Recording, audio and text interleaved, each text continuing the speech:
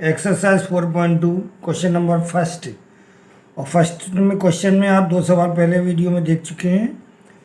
और जो आपका क्वेश्चन नंबर थर्ड है वो है क्या, √2x² प्लस 7x प्लस 5√2 = 0। अब आपको इसके फैक्टर फाइंड करने हैं अपने को। तो सबसे पहले आपने फर्स्ट टर्म और लास्ट टर्म का इंटू किया, और फर्स्ट टर्म और लास्ट टर्म का इंटू करने पर हमारे पास जो वैल्यू आती है वो होती है 10। अब हमको 2 नंबर ऐसे चाहिए कि इंटू करने पर तो 10 आ जाए और प्लस करने पर 7। तो आपने देखा कि सर 5 + 2, और 5 + 2 होता है हमारा 7 और इंटू करने पर होता है 10, तो √2x²। अब 5 + 2 में आप कुछ भी डिजिट पहले लिख सकते हैं। 2 लिखना चाहे 2, 5 लिखना चाहे तो 5। तो लीजिए हमने लिख दिया 2 + 5 x प्लस 5√2 = 0। तो √2x² प्लस x का मल्टीप्लाई किया तो 2x हो गया, 5 में किया तो 5x हो गया, प्लस 5√2 = 0। अब आपने पहली 2 टर्म लिखी, तो पहली 2 टर्म में से हमें जो कॉमन मिल रहा है वो इस टाइम फिलहाल x मिल रहा है। लेकिन हम यदि 2 को 2 बार √2 मान लें, जैसे √2x² और जो सेकेंड टर्म में 2x लिखा है उसको हमने लिख दिया √2 × √2। सिर्फ इसलिए लिखा जा रहा है जिससे कि आपका कॉमन का डिजिट इक्वल आ जाए, बाकी डिजिट को सिर्फ इसी प्रकार। जैसे ही 2 को √2 में कन्वर्ट करा तो हमने देखा कि फर्स्ट और सेकेंड की टर्म में से √2 भी कॉमन है आपके पास, x भी कॉमन है। तो फर्स्ट टर्म से बचा x प्लस सेकेंड टर्म से √2x निकल गया, तो एक √2 बचा आपके पास। अब आ जाइए थर्ड और फोर्थ में। तो थर्ड और फोर्थ में से कॉमन कितना मिल रहा है हमको? 5। क्या रह गया? x plus √2। तो ब्रैकेट वाला डिजिट कॉमन निकाला, x प्लस √2। क्या रह गया आपका? √2x plus 5 = 0। अब रूट्स फाइंड करने के लिए इनको अलग अलग 0 मान लेते हैं। कैसे? सबसे पहले हमने माना when x प्लस √2 = 0, तो x की वैल्यू कितनी हो गई आपकी? -√2। अगेन दोबारा फिर लेते हैं, और सेकेंड वैल्यू क्या बची है? √2x plus 5 = 0। तो इससे x की वैल्यू निकालनी है, तो √2x = -5 और x = 5/√2। तो जो x की जो 2 वैल्यू आई हैं वो हमारी कहलाएंगे इस इक्वेशन के लिए रूट्स। तो लिख देंगे देयरफॉर रूट्स आर -√2 एंड -5/√2। यदि आप देखें तो इसी प्रकार का एक रूट वाला सवाल हमारे एग्जाम्पल नंबर 5 में दिया गया है एक्सरसाइज में, चैप्टर में। तो एग्जाम्पल नंबर 5 जो दिया गया है, तो मैं पहले उसके साथ जैसे इसी जैसा जो क्वेश्चन है आपका एग्जाम्पल, पहले उसको ले लेते हैं हम। तो पहले लेते हैं एग्जाम्पल नंबर 5, और एग्जाम्पल नंबर 5 में जो इक्वेशन दी गई है वो है आपके पास 3x² - 2√6x प्लस 2। एग्जाम के लिहाज से ये दोनों ही क्वेश्चन इंपॉर्टेंट हैं, ये मान के चलो आप। अब आपने फर्स्ट और लास्ट का इंटू किया, तो 3 × 2 = 6, और बीच का डिजिट कितना है हमारे पास? 2√6। अब हमको 6 को 2 पार्टों में बांटना है कि प्लस करने पर कितना आ जाए? 2√6, इंटू करने पर 6।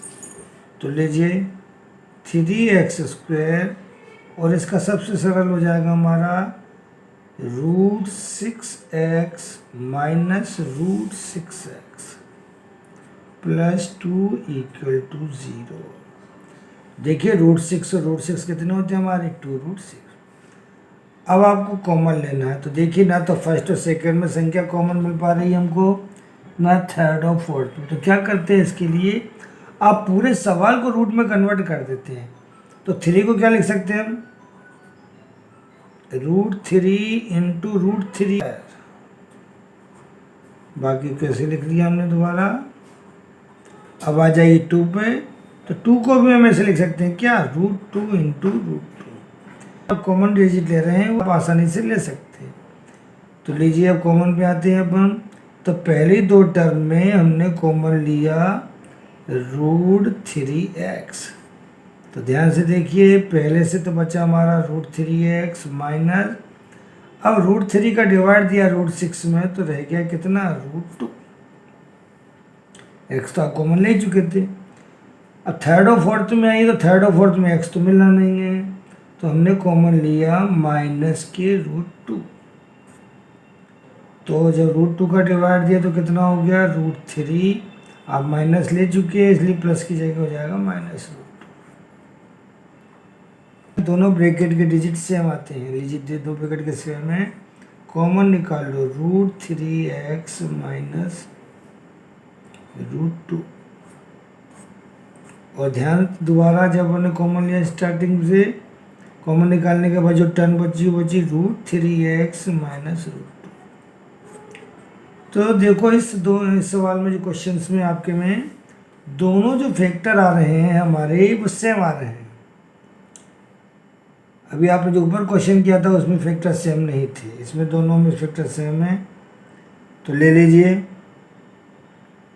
कैसे, √3x माइनस √2 इक्वल टू 0। इससे x की वैल्यू निकाल रहे हैं, तो x की वैल्यू आ जाएगी आपकी √2/√3। आप चाहो तो इसको एक साथ ले सकते हैं रूट में, तो क्या हो गया, √2/3। दोबारा दूसरा डिजिट ले लीजिए। तो दूसरे डिजिट में क्या है हमारे पास नंबर है, ये है, दोबारा यही नंबर फिर है, √3x माइनस √2 इक्वल टू 0। इससे x की वैल्यू आई आपकी √2/3।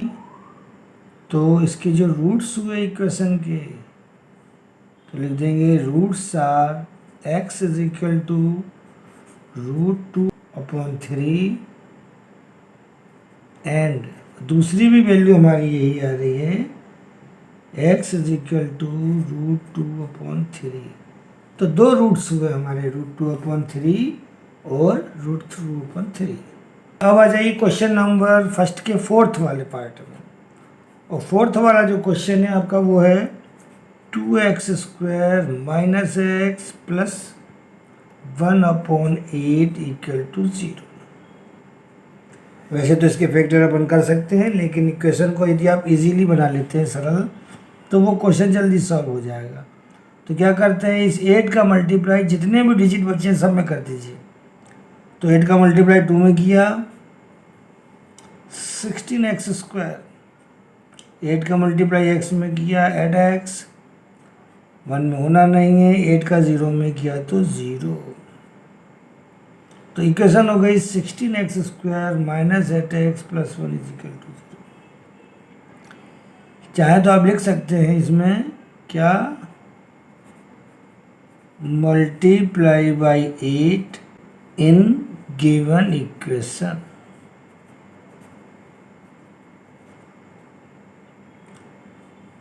तो अब आपके पास जो इक्वेशन बनी है उसमें हमको इनटू करने पे तो 16 आना चाहिए और प्लस करने पर 8। तो आपका जो फैक्टर हुए वो हो गए 4 और 4, 4 प्लस 4x। तो 16x² माइनस 4 का x से मल्टीप्लाई किया 4x, फिर किया आपका minus 4x plus 1 is equal to 0। Common ले रहे हैं, तो कॉमन लेने पर आपकी वैल्यू आई फर्स्ट सेकंड में से 4x, क्या आया आपके पास 4x माइनस 1। और थर्ड और फोर्थ में से यदि हम कॉमन लेते हैं तो थर्ड और फोर्थ में हमको माइनस कॉमन मिल रहा है, तो क्या बच जाएगा 4x माइनस 1। तो -1 कॉमन लिया था आपने। तो लीजिए ब्रैकेट का डिजिट कॉमन आ रहा है हमारा 4x माइनस 1, जो रह गया वो भी यही आ गया 4x माइनस, लीजिए इस क्वेश्चन में भी दोनों फैक्टर आपके इक्वल आ रहे हैं, अलग अलग जीरो मान लीजिए। When 4x minus 1 is equal to 0, तो हमारी x की वैल्यू आ गई कितनी, 1/4। फिर ले लीजिए दोबारा, when 4x minus 1 is equal to 0, then x is equal to 1/4। तो जो इक्वेशन के रूट्स हुए आपके कौन कौन सी, 1/4 एंड 1/4।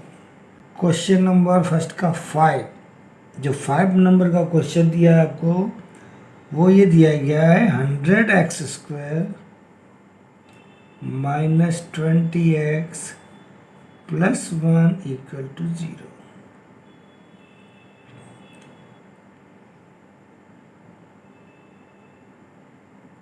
अब आपको इसको फैक्टर करना है।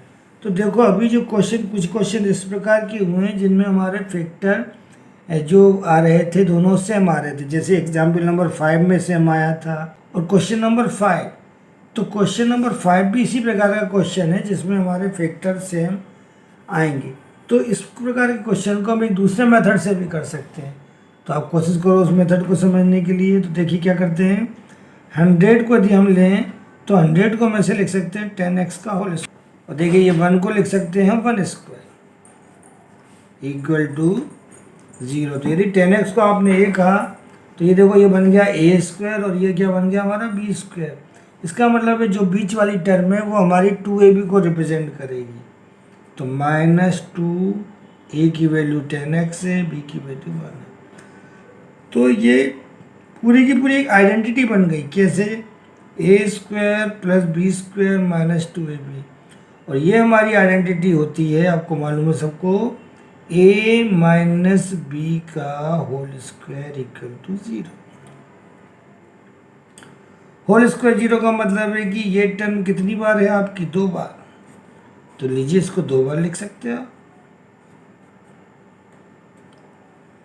तो लीजिए 2 फैक्टर आ चुके हैं। जो पहले हम दूसरे मेथड से निकाल रहे थे वो आप इस मेथड से भी उन सवालों को सॉल्व कर सकते हैं, क्वेश्चन नंबर फर्स्ट के 4th को और एग्जाम्पल नंबर 5 को। तो अब आपका क्या हुआ,